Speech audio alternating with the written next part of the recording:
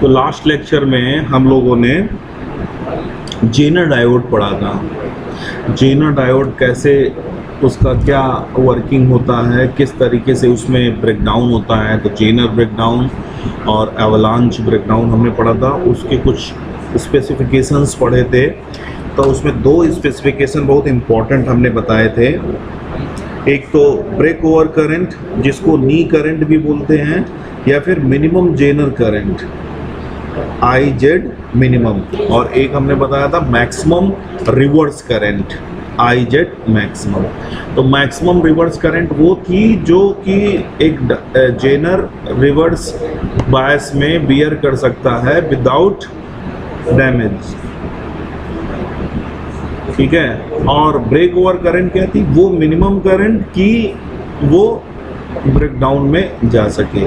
That means अगर हमको reverse bias में कांस्टेंट वोल्टेज चाहिए तो उसका ब्रेकडाउन में जाना ज़रूरी है, और ब्रेकडाउन में जाने के लिए उसकी जो करंट है, डायोड करंट है, जो रिवर्स करंट है, that must be in between two break over current and maximum reverse current. तो ये सब हमने पढ़ा था। तो अब हम वोल्टेज रेगुलेटर पढ़ते हैं। Voltage regulator, voltage regulator. तो वोल्टेज रेगुलेटर हमने आपको बताया था, ये जो है रेगुलेटेड पावर सप्लाई में लास्ट ब्लॉक होता है। अगर आपको याद हो, जब हम रेक्टिफायर पढ़ा रहे थे तो उस समय एक ब्लॉक डायग्राम बनाया था। आ गया आ गया आ गया आ गया आ गया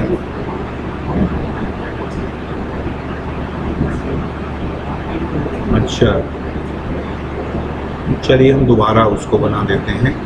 अगर हम unregulated power supply, regulated power supply बनाएं, रेगुलेटेड पावर सप्लाई, तो सबसे पहले उसमें इनपुट में हम AC लेंगे और फिर उसको ट्रांसफार्मर, स्टेप डाउन ट्रांसफार्मर से उसका वोल्टेज कम करेंगे, फिर उसको किसको हम देंगे, रेक्टिफायर को देंगे। रेक्टिफायर सर्किट जो है वो यूनिडायरेक्शनल AC में कन्वर्ट कर देगा। फिर हम फिल्टर्स यूज करेंगे, passive filter RC filter use करेंगे। देन उसके बाद हम क्या लगाएंगे, वोल्टेज रेगुलेटर लगाएंगे,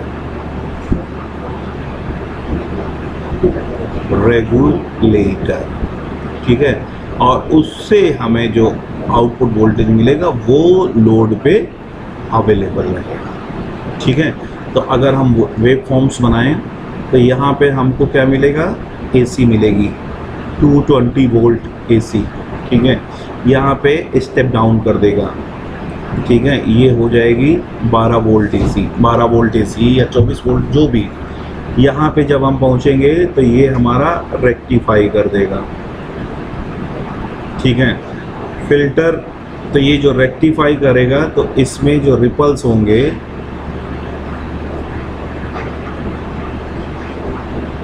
ये फिल्टर का आउटपुट क्या होगा, ये ब्लू वाला होगा।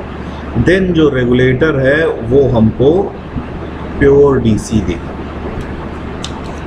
ये बात समझ में आई, ठीक है। सो आज हम ये ब्लॉक डिस्कस करेंगे, वोल्टेज रेगुलेटर, ठीक है ना। तो वोल्टेज रेगुलेटर जो होता है,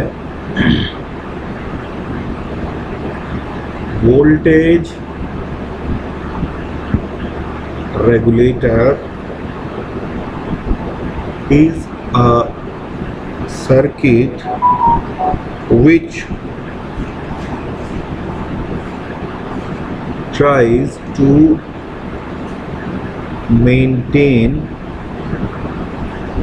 the output voltage constant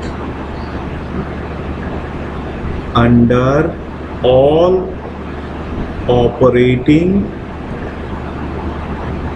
circumstances। इसका क्या मतलब हुआ, अंडर ऑल ऑपरेटिंग सर्कमस्टांसेस, इसका मतलब ये हुआ कि मतलब वेरिंग लोड, मतलब IL वेरी कर रहा है, मतलब आपका इनपुट वेरी कर रहा है, इनपुट वेरी कर सकता है, फ्लक्चुएट कर सकता है, तो इनपुट करंट, ठीक है, आपका टेम्परेचर चेंज कर सकता है। तो ये ऑपरेटिंग कंडीशंस में ऑलवेज आउटपुट जो है वो कांस्टेंट रहे, क्योंकि हम जानते हैं कि हमारी डिवाइसेस हैं, इलेक्ट्रॉनिक डिवाइसेस हैं, ठीक है ना, वो कोई भी वेरिएशन एक्सेप्ट नहीं करती हैं। मदरबोर्ड है, ये जो डेडिकेटेड जो इंटीग्रेटेड सर्किट हैं, वो कोई भी फ्लक्चुएशन, कोई भी वेरिएशन एक्सेप्ट नहीं करते हैं, ठीक है।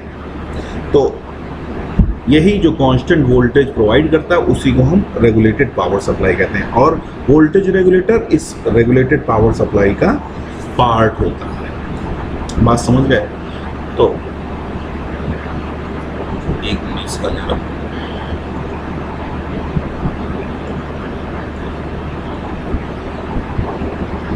वोल्टेज रेगुलेटर जो है, अगर हम टाइप्स की बात करें, टाइप्स ऑफ वोल्टेज रेगुलेटर, तो ये दो टाइप का होता है। एक होता है शंट वोल्टेज रेगुलेटर, ठीक है। शंट वोल्टेज रेगुलेटर जो हम अभी ये पढ़ने वाले हैं, यही हमारा जेनर, ठीक है। और एक होता है, यही दो मोस्टली यूज किए जाते हैं, सीरीज वोल्टेज रेगुलेटर, ठीक है। जो एमिटर फॉलोवर्स सर्किट होते हैं, एमिटर फॉलोवर सर्किट, इनको कॉमन कलेक्टर भी बोलते हैं, ये इस सीरीज वोल्टेज रेगुलेटर की कैटेगरी में आते हैं। तो इसको लिख लीजिए, एग्जाम्पल एमिटर फॉलोवर या फिर कॉमन कलेक्टर। तो ये खैर ये आपको समझ में नहीं आएगा कि क्या हम बोल रहे हैं। ये एमिटर फॉलोवर, अगर आप इलेक्ट्रॉनिक्स आगे पढ़ेंगे, BJT सर्किट, तो उसमें ये आपको सर्किट पढ़ाया जाएगा। ये configuration common collector, common emitter और कॉमन बेस, ये कॉन्फ़िगरेशन होते हैं। तो उसमें कॉमन कलेक्टर जो होता है वो सीरीज वोल्टेज रेगुलेटर का एग्जाम्पल है, इसको एमिटर फॉलोवर भी कहते हैं, ठीक है। तो हम यहाँ पे जो पढ़ने वाले हैं वो पढ़ने वाले हैं शंट वोल्टेज रेगुलेटर, क्योंकि ये जो है एग्जाम्पल है शंट वोल्टेज रेगुलेटर का, जो जेनर है, ठीक है।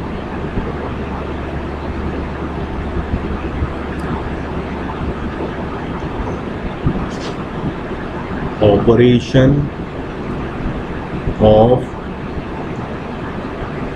जेनर रेगुलेटर, ये अब हम पढ़ने जा रहे हैं, ऑपरेशन ऑफ जेनर रेगुलेटर, ठीक है ना। जेनर रेगुलेटर कैसा है, किस कैटेगरी में आता है? शंट वोल्टेज रेगुलेटर, ठीक है। तो एक चीज समझिए कि डायोड जो रेगुलेटर है, बेसिकली उसको आउटपुट उसका कांस्टेंट रहना चाहिए, आउटपुट कांस्टेंट होना चाहिए। पहले ये उसका फीचर है, आउटपुट मस्ट बी कांस्टेंट। अच्छा, क्या उसमें आउटपुट चेंज क्यों कर सकता है? दो कारण से चेंज कर सकता है, ठीक है ना। या तो फिर इनपुट चेंज करे, इनपुट चेंजिंग है और IL जो है, लोड जो है वो कांस्टेंट है, ठीक है ना। या फिर इनपुट कांस्टेंट है, ठीक है, और हमारा जो IL है वो चेंजिंग है। क्या इतनी बात समझ में आई? ठीक है भाई, यही तो रेगुलेटर का काम है, यही तो रेगुलेटर का काम है कि हमारा इनपुट चेंज करे और या फिर लोड चेंज करे, दोनों ही केस में आउटपुट हमारा कांस्टेंट रहना चाहिए। बोलो यस। ठीक है, यस सर। अच्छा, तो अब हम ये दोनों कॉन्फ़िगरेशन पढ़ेंगे कि दोनों केसेस में कैसे रेगुलेटर काम करता है। ठीक है ना? तो सबसे पहले हम पढ़ने वाले हैं कि सर रिकॉर्डिंग रेगुलेटिंग, अरे भेज देंगे, वीडियो भेज देंगे यार। Regulating action with varying input voltage. मतलब IL क्या है? IL जो है वो कांस्टेंट है। क्या ये बात समझ में आई? ठीक है, ये हम पढ़ने वाले हैं। तो सर्किट बना लेते हैं। इनपुट हमारा जो है वो वेरी कर रहा है। इनपुट वेरी करने का मतलब क्या हुआ कि ये जो है हमारा वेरिएबल है। ठीक है, ये हमारा हो गया डायोड,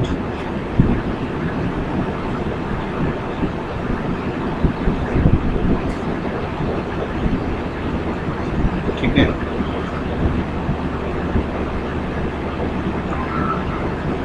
और ये हमने उसके पैरेलल में लोड लगा दिया। ठीक है, ये हमारा लोड है। बात समझ गए? अब एक मिनट,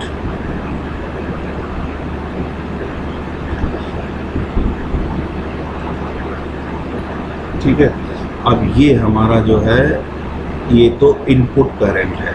ये बात समझ में आई? इनपुट करंट है और इसमें जो करंट होगी वो क्या होगी? IZ, और यहाँ पे जो करंट होगा वो क्या है? IL, और इसके क्रॉस जो वोल्टेज है दैट इज VO। ठीक है, VO वो क्या होगा? VZ के बराबर होगा।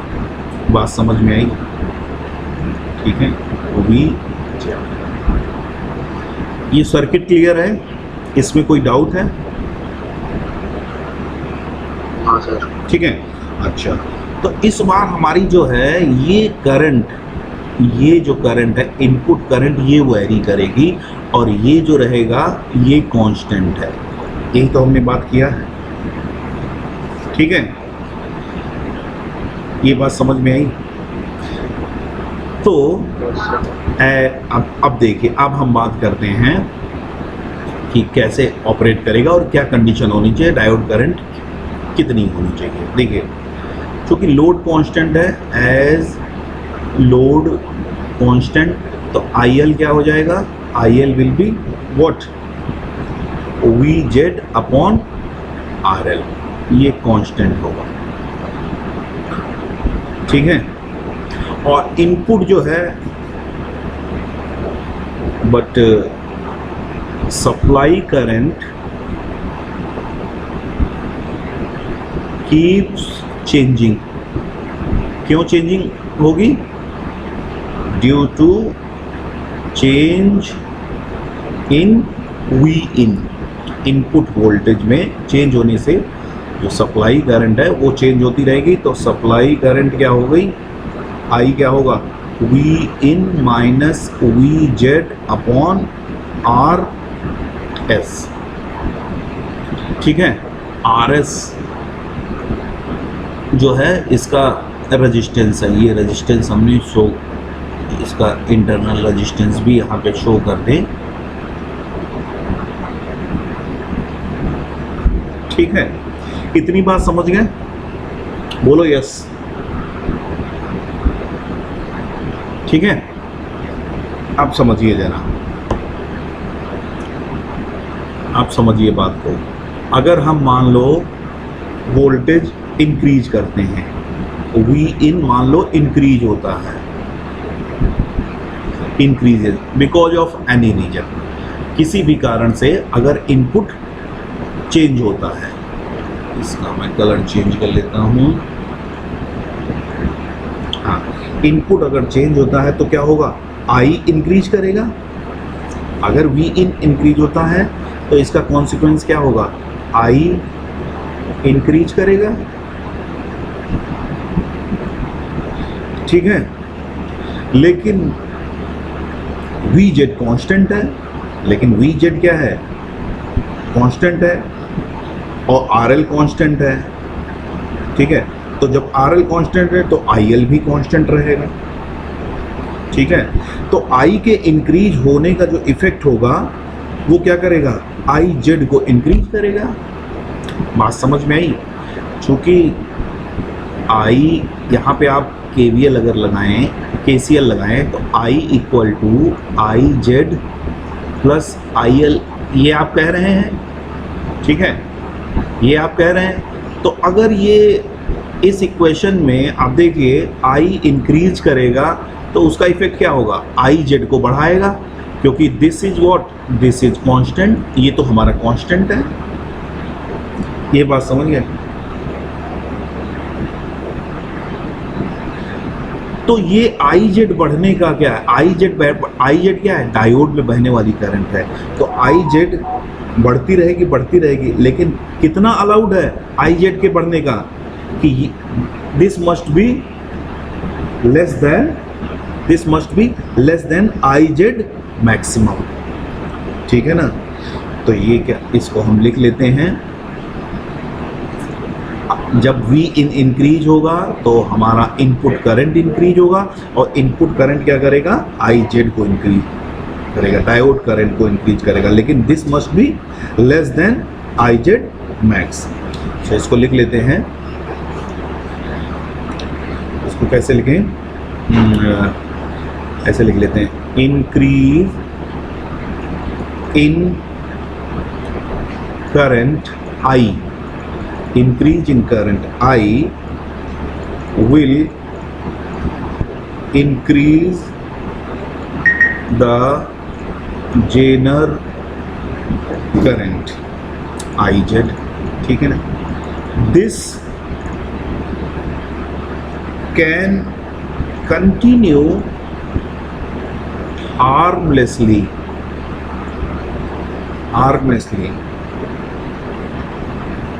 this can continue increases harmlessly as long as IZ is less than IZ maximum। ये बात समझ में आई? that means IZ जो है that is less than or equal to IZ max। In fact equal to का भी आप इंक्लूड ना करिए, ये क्या है, IZ max से कम होनी चाहिए। ये बात समझ में आई? Yes sir. ठीक है, तो हम बस केवल वोल्टेज का इतना इंक्रीज कर सकते हैं कि बस जब तक IZ हमारा IZ मैक्सिमम से कम रहे, मैक्सिमम रिवर्स करंट से। ठीक है, तो ये क्वेश्चन पूछा जाता है कि इनपुट का रेंज क्या होगा, अभी हम करेंगे भी। अच्छा, नेक्स्ट, अब अगर हम बात करते हैं कि वी इन अगर डिक्रीज करता है, decreases because of any reason, तो क्या होगा, आई आपका डिक्रीज करेगा, आई डिक्रीज करेगा, और आई डिक्रीज, आई क्या है, that is I Z plus I L. तो अगेन सेम एक्सप्लेनेशन, ये कांस्टेंट है तो आई के डिक्रीज होने का इफेक्ट क्या होगा, वो आई जेड को डिक्रीज करेगा। बट आई जेड हमारा डिक्रीज होगा, डिक्रीज होते होते तब तक डिक्रीज होता रहेगा, मतलब कब तक, जब तक वो आई जेड मिनिमम से ऊपर रहे। बात समझ में आई? ठीक है। जी सर। सो मतलब ये आई जेड जो है must be greater than I Z minimum. बात समझ गए? तो ये इंश्योर करने के लिए कि डायोड हमारा ब्रेकडाउन रीजन में रहेगा, ये कंडीशन होनी चाहिए। केवल इतना वेरिएशन, इनपुट का इतना वेरिएशन वो एक्सेप्ट कर लेगा और आउटपुट कांस्टेंट रखेगा जब तक कि diode current I Z maximum और आई जेड मिनिमम के बीच में ना हो। ठीक है ना? तो इसको हम लिख लेते हैं कि हमारा आउटपुट जो है thus output voltage V naught will remain constant as long as the Zener current is maintained between IZ minimum and IZ maximum। ठीक है? और as soon as it goes out of this limit, it goes outside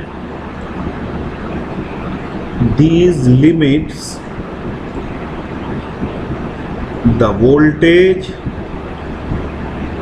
will not constant। क्या ये बात समझ में आई? क्यों ऐसा होगा? देखिए, समझिए बात को। इसको जरा हम इसको भी इस्तेमाल करेंगे।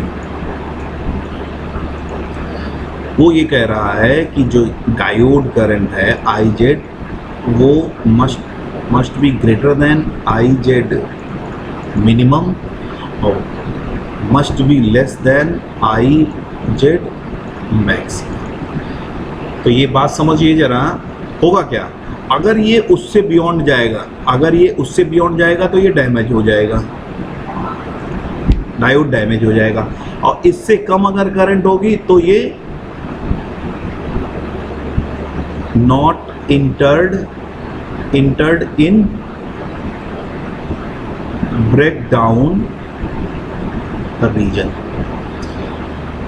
क्या ये बात समझ में आई? क्या ये बात समझ में आई? आई जेड मिनिमम से कम रहेगा तो वो ब्रेकडाउन ही नहीं होगा, और आई जेड से अगर मैक्सिमम से ज़्यादा चला गया तो वो डैमेज हो जाएगा।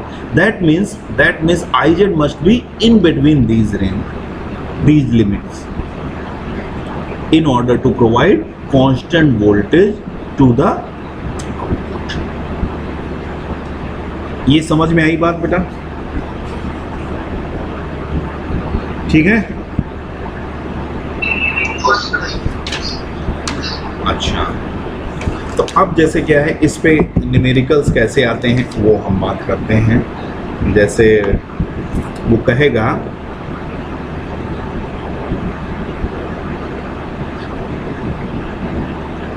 समझिए जरा,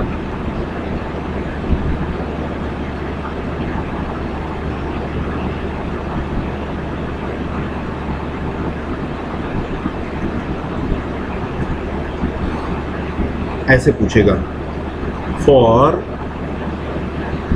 a Zener voltage regulator as shown in figure, if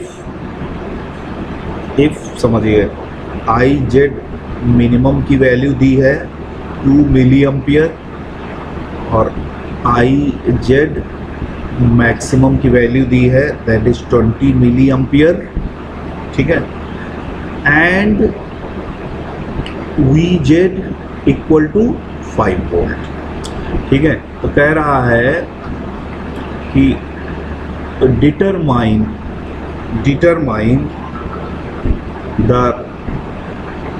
range of input voltage over which the output voltage remain constant। और उसने बोला assume RZ इक्वल टू 0। समझिए ये क्वेश्चन, देखो उसने क्या कहा, उसने IZ मिनिमम और IZ मैक्सिमम की वैल्यू दे दी, जेनर का वोल्टेज दे दिया, जेनर वोल्टेज दे दिया। अब वो कह रहा है कि इनपुट वोल्टेज की रेंज की आउटपुट हमारा कांस्टेंट रहा है। इसका मतलब हम इनपुट का रेंज ऐसा होना, इतना मिनिमम हो जाए इनपुट की diode current Z minimum 2 milli ampere से कम ना हो, और इतना मैक्सिमम हो जाए कि डायोड करंट IZ मैक्सिमम से ज़्यादा ना हो। तो उस केस में क्या है, ये कांस्टेंट वोल्टेज देगा क्योंकि ये ब्रेकडाउन रीजन में रहेगा। ये बात समझ में आई। और फिगर जो इसने दिया है दैट इज दिस।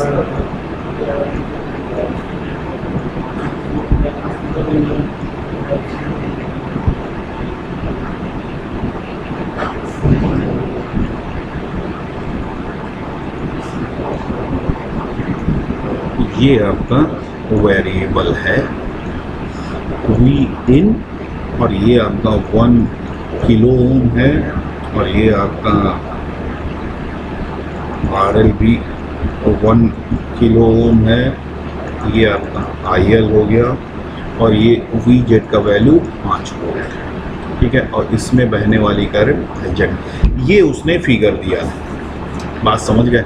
तो यहाँ पे जो है लोड कांस्टेंट है, मतलब वो कौन सा केस है, लोड कांस्टेंट है, इनपुट वेरिएबल है। तो सबसे पहले इसका जब सोल्यूशन हम करेंगे तो सबसे पहले लोड करंट कैलकुलेट कर लो, लोड करंट कैलकुलेट कर लो। क्या होगा, VZ अपॉन RL 5/1 किलो। ठीक है ना, तो ये कितनी हो गई, 5 मिली एम्पियर हो गई। ठीक है ना,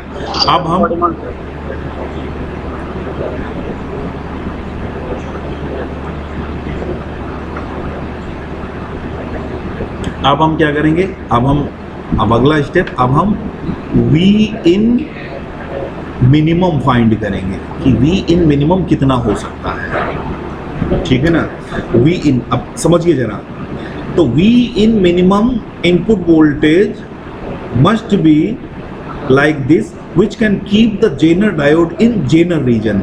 मतलब इतनी करंट जरूर जाए कि वो उसको जेनर रीजन में रख सके। ठीक है, तो current I is what, I is IL plus IZ minimum, यही तो है। मतलब I क्या होनी चाहिए, IL तो आपने कह दिया है कि निकाल लिया 5 मिली एम्पियर, और IZ मिनिमम कितना होना चाहिए, 2 मिली एम्पियर। तो टोटल करंट कितनी होनी चाहिए, इनपुट करंट कितनी होनी चाहिए, टोटल इनपुट करंट कितनी होनी चाहिए, that must be 7 milli ampere. 7 milli ampere से कम होगा तो ये ब्रेकडाउन में जाएगा ही नहीं।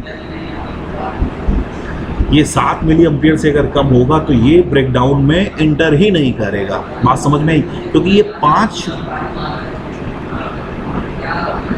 5 मिली एम्पियर ये तो कांस्टेंट है, लोड है, और इतना 2 मिली एम्पियर का करंट मिनिमम हमको चाहिए इसको ब्रेकडाउन में इंटर कराने के लिए। डायोड का करंट इतना होना चाहिए, क्योंकि यहाँ पे देखिए, आप देखिए यहाँ पे हमने IZ की जगह पे IZ मिनिमम लिख दिया है, करेक्ट।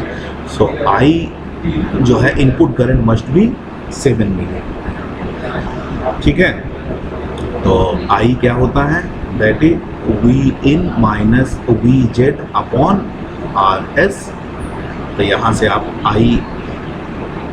V in यहाँ पे मिनिमम लिख दीजिए, V in minimum that will be I into RS plus VZ। सो ये कितना हो जाएगा, I आपने 7 मिली एम्पियर कहा है, आर एस आपका 1 किलो ओम है और वी जेड आपका 5 है, तो ये कितना हो गया, वी इन मिनिमम कितना 12 वोल्ट, मतलब मिनिमम 12 वोल्ट होना जो चाहिए, तभी आई जेड जो है, तभी ये जो आई जेड है ये किसके बराबर होगी, आई जेड मिनिमम के बराबर होगी, तब ये ब्रेकडाउन में जा पाएगा। ये इससे कम हो गई तो ये आई जेड से कम हो जाएगी, आई जेड मिनिमम से कम करंट हो जाएगी। अब हम क्या करेंगे, वी इन इसकी मैक्सिमम अपर रेंज फाइंड करेंगे। तो अगेन अपर रेंज फाइंड करने का मतलब है इनपुट करंट हमारी कितनी होनी चाहिए, लोड तो हमारा फिक्स है और डायोड करंट कितनी होनी चाहिए, आई जेड मैक्सिमम तक एक्सेप्टेबल है। डायोड करंट जो है वो कितनी होनी चाहिए, जो डायोड करंट है that must be at most, that can be at most equal to I Z maximum. ठीक है, तो अब हम यहाँ से I कैलकुलेट कर लेंगे, कितना है, ये तो 5 मिली एम्पियर है, ये कितना है 20 मिली एम्पियर है, तो 25 मिली एम्पियर हम मैक्सिमम करंट इनपुट में दे सकते हैं सेफली इस डायोड को रन करने के। ये सेफ रहेगा डायोड, बिना डैमेज हुए 25 मिली एम्पियर तक की इनपुट करंट इसमें जा सकती है रेगुलेटर में। तो इसके करेस्पॉन्डिंग वी इन मैक्सिमम क्या होगा, again I R S plus V Z, तो ये कितना होगा 25 गुणे 1 किलो, 25 मिली एम्पियर है 1 किलो में, और ये 5, तो ये कितना हो गया 30 वोल्ट। ठीक है ना, तो इसका मतलब क्या हुआ, आपने सॉल्व कर लिया।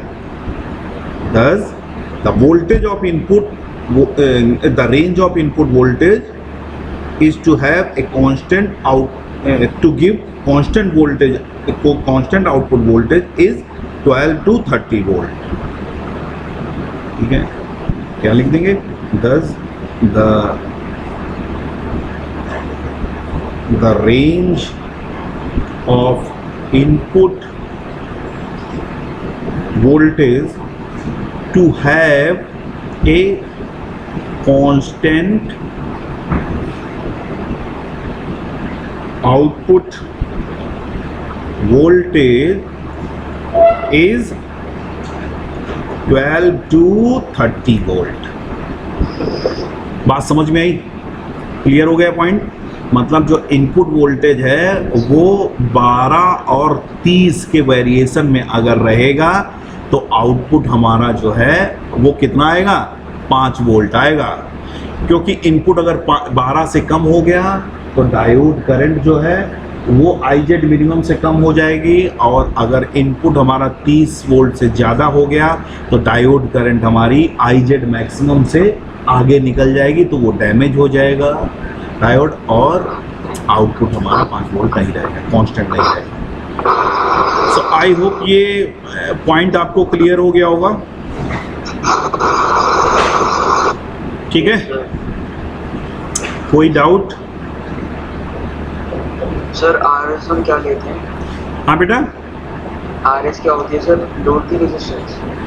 आरएस बेटा होता है source resistance, RS is source resistance. ये जो है ना, दिस इज सोर्स रेजिस्टेंस। ठीक है, बोलिए। ठीक है, तो आई होप कि आपको अगर इनपुट वेरी कर रहा है और लोड कांस्टेंट है तो डायोड कैसे, रेगुलेटर कैसे काम करेगा समझ में आ गया। एक हमने न्यूमेरिकल भी सॉल्व कर लिया। ठीक है, तो इसको क्लोज करें, आगे चलें।